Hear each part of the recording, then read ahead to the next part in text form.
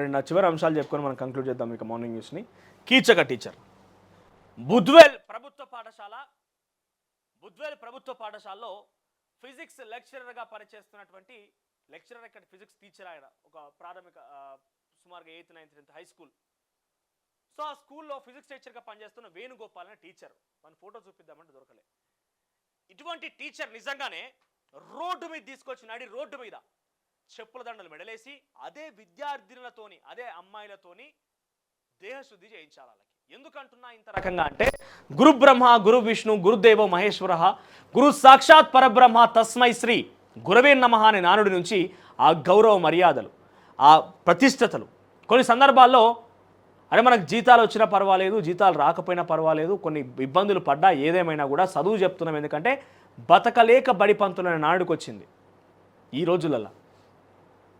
Okay, గౌరవ మర్యాదలు పొందుతాం, సమాజంలో గౌరవం దొరుకుతుంది, ప్రతిష్ట దొరుకుతుంది, మర్యాదలు దొరుకుతాయి, కీర్తి ప్రతిష్టలు పొందుతాం. రేపటి రోజున నా దగ్గర చదువుకునే విద్యార్థిని ఒకైనా కనుక ఈ స్థాయిలో ఉంటుంది. ఈ రోజు వరకు కూడా being a journalist I feel so proud being a journalist.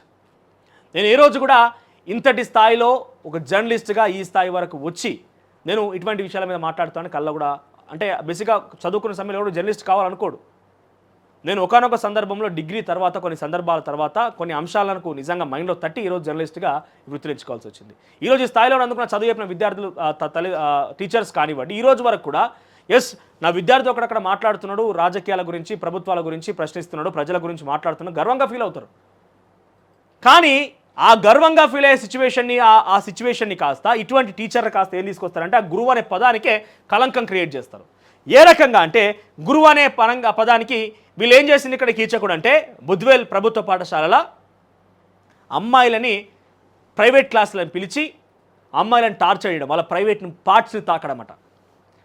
పార్ట్స్ని తాకడం, వాళ్ళని కొంత ఇబ్బందులకు గురి చేయడం, వాళ్ళని కొంత టార్చర్ చేయడం చేసిన తర్వాత ఆ స్టూడెంట్స్ అమ్మాయిలు పోయి ఆ స్కూల్లో పనిచేస్తున్న ఇతర మహిళా టీచర్ ఉంటే వాళ్ళకి కంప్లైంట్ చేస్తే ఆ మహిళా టీచర్లు పోయి మళ్ళీ ఈ వేణుగోపాల్ అనే ఫిజిక్స్ టీచర్ మీద ఎందుకు చేస్తుందని క్వశ్చన్ చేస్తే వాళ్ళ మీద కూడా సేమ్ టార్చర్.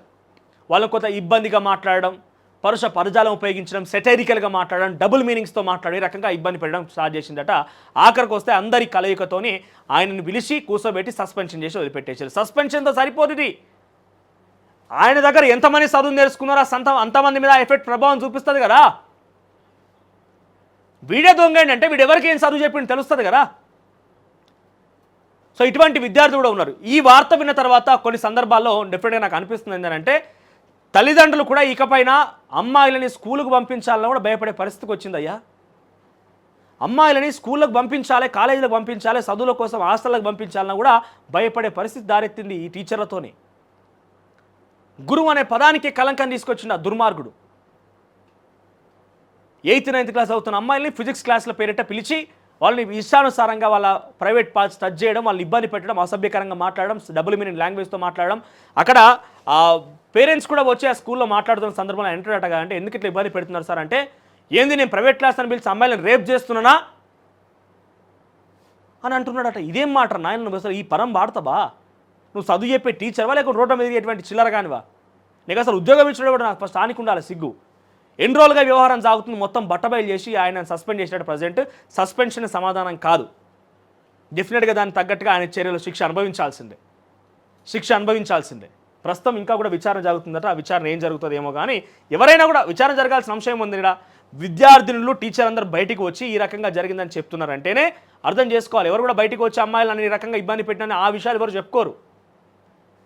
అసలైన తొలి వెలుగు. ఫాలో వాట్సాప్ @తొలి వెలుగు official.